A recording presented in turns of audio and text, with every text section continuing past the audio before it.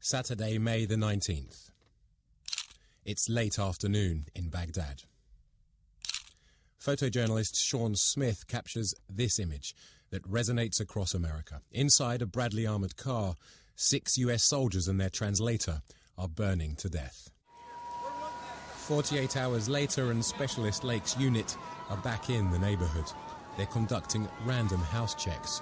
The day starts with 2nd Platoon called to investigate a blast at an insurgent bomb factory.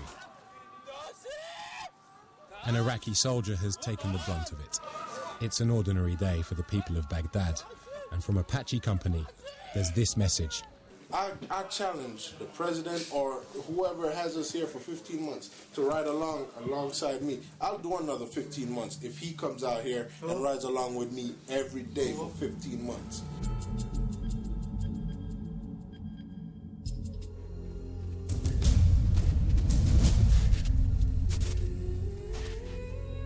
On the arid western side of the Andes mountain range, snow and ice mean water, and water is life.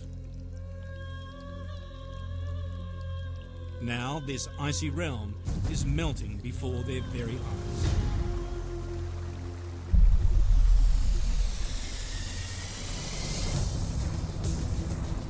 The Aymara call this place Chacaltaya, meaning cold road. In modern times, Bolivians proudly boasted this glacier at nearly 5,500 metres was the world's highest ski run. But no longer. These days it looks more like a resort on the moon. Bolivia is losing more than just its only ski field. Small, high-altitude glaciers act as water reservoirs for millions of people who live in arid regions of the Andes. How many years before all the glaciers around La Paz are gone? It's around 20 years. 20 years? 20 years. And they'll all be gone? Yes. We can change this phenomenon. It's too late. It's too late. They're gone. They're gone. All of them. All of the glaciers. It's very sad.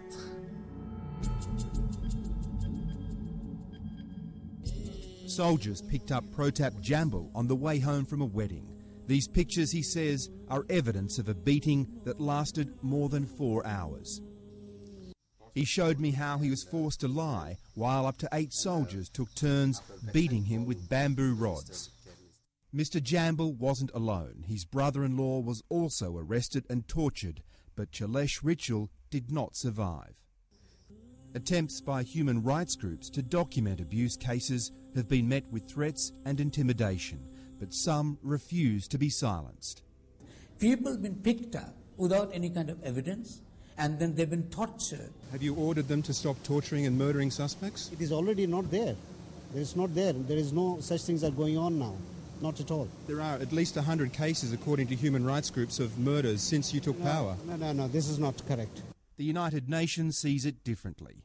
It recently accused the Bangladesh Armed Forces of using murder as a means of law enforcement. General Moeen insists democracy will return to Bangladesh with fresh elections by the end of next year. But he recently raised eyebrows by promoting himself to full general. Many wonder how long civilians will remain in the picture. Generals in Bangladesh have a notorious history of thirsting for absolute power.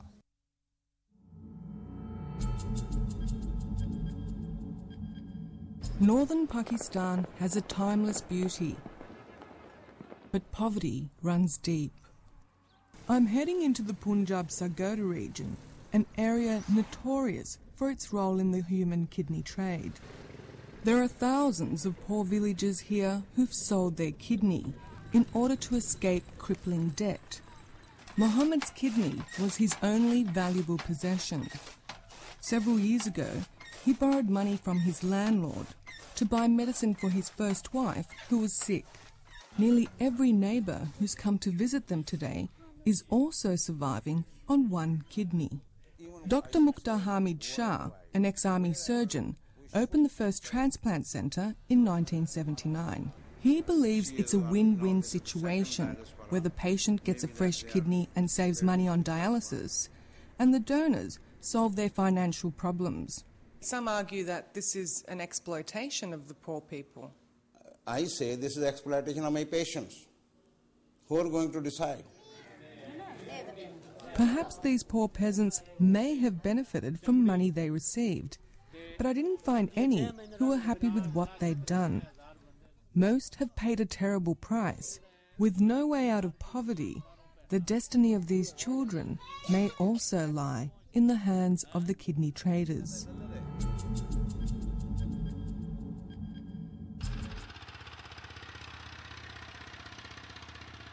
Early dawn on the outskirts of Wuxi, a small town to the east of Shanghai. This is China's first brat camp, an unusual mobile school, designed to reform spoiled kids, school dropouts and troublemakers. For weeks now, the kids have been walking across China from one town to the next. Commanding this unusual troop is the 26-year-old supervisor, Guan Zhixiang. Our recruits here are what everyone calls bad students because they've got bad grades and bad manners. But we think they are very bright. They are strong characters. The long march carries with it moments of consternation and confusion, but also reflection and revelation. 6 weeks later, the children finally reached their headquarters. They walked a total of 800 kilometers and crossed 10 cities during their long march.